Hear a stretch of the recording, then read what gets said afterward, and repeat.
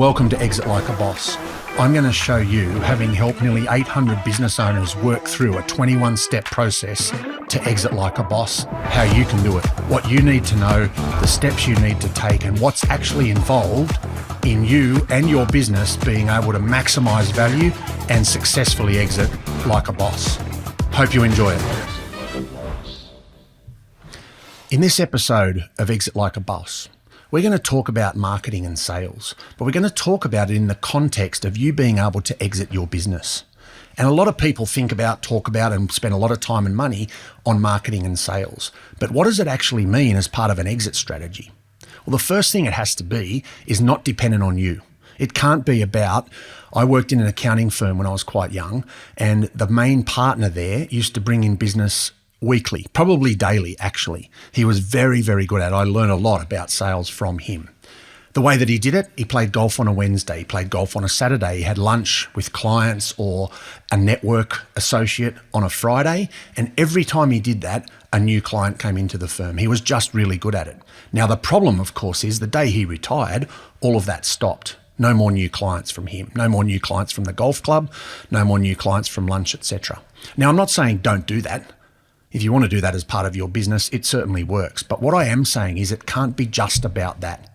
You have to have two things. One, a marketing funnel.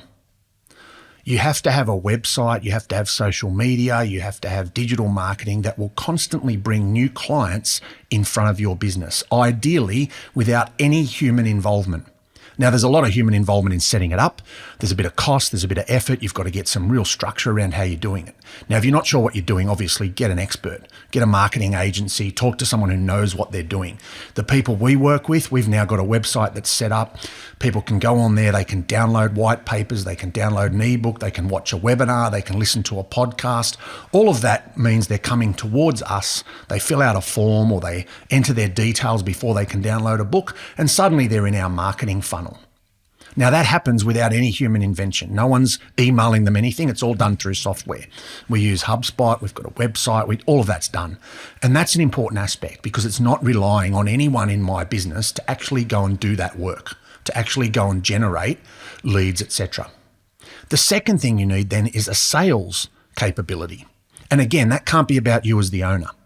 Now, sometimes that could be online. You might have an e-commerce site, or you might have a website where people can go and pre-order and pick it up later. Or you might have a website where they can't necessarily buy on the site, but they could literally fill out an order, lodge it, somebody prepares it, it gets delivered or whatever it might be. But also, in some businesses, that's not possible. It might well be that there is actually a sales team, that people go out and see your customers, or that they are calling your customers or setting up online meetings or whatever it might be. And again, we just looked at, in the previous step, systems and procedures. This is just another procedure, another policy within the business. How's the marketing done? Digital marketing, and also other marketing. What about events? What other marketing do you do? If you're a tradesman, do you give your customers a sticker to put on their fridge if they're a plumber so the number's always ready? It's all types of marketing. It's every single thing to do with marketing.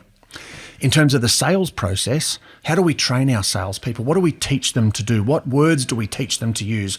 If you work with real estate agents, and I did a bit of a project here with a couple of real estate agent groups, they're actually big on scripting.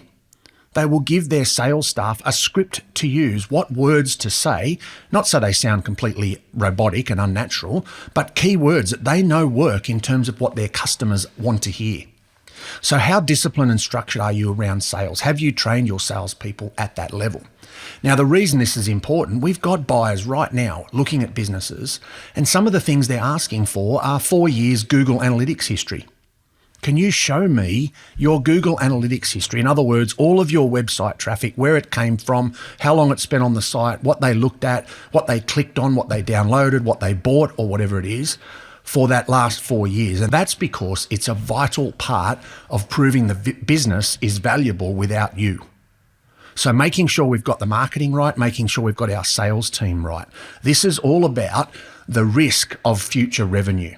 So if I'm looking at a business that's got a marketing engine, leads are coming in daily, online without any involvement, the sales team receives those leads, they get handled, they get called, they get visited, whatever it might be that our process looks like, and that turns into revenue, then that's a significant part of the risk in a particular business being handled by a system or a process. Building that revenue funnel, that ongoing constant stream of new revenue, new clients, or even marketing to existing clients. All of those things are really quite important.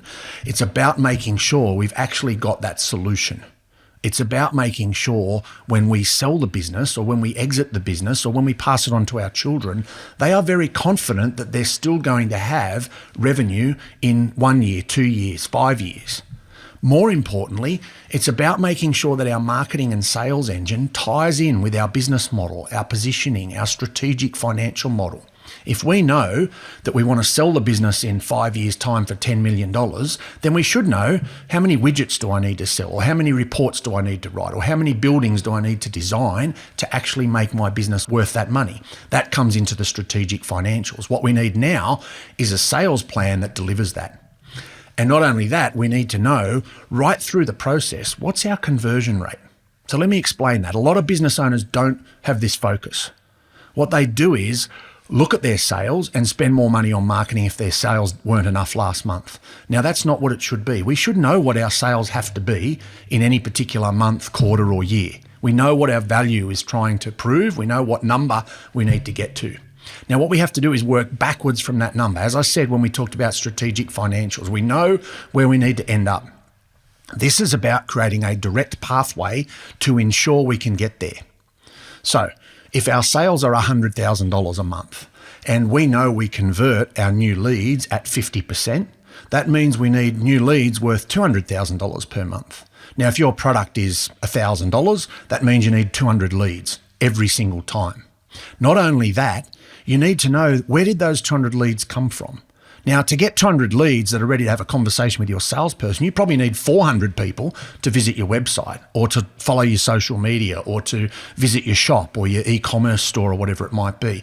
Documenting that sales and marketing funnel, including the source, where did they come from? Did they click on a Google ad? Did they come from Facebook? Did they come from a referral from another business? And what is the conversion rate for that particular channel? Google ads convert at 10%, Facebook converts at 25%, and referrals from the other business convert at 65%, then we know where we need to focus our time, effort, and money. Again, it's all about planning the outcome, not just letting it happen to you. The only other thing I'd say about marketing and sales is to constantly review it. Keep an eye on it, not just to make sure we're doing something new and fresh and we've got new offers and new ideas and new adverts and new graphics and so on. That's important, I guess. What's actually important is calculating the ROI. If I know I can spend $1,000 a month on Google AdWords and that will bring in $10,000 worth of revenue, then assuming all things being equal, if I go and spend $5,000, then I'm going to get $50,000 worth of revenue or whatever the numbers work out to be. But proving that ROI, constantly reviewing it, constantly refreshing the campaigns and updating what's happening is about proving that your business can generate revenue without you, therefore helping you exit like a boss.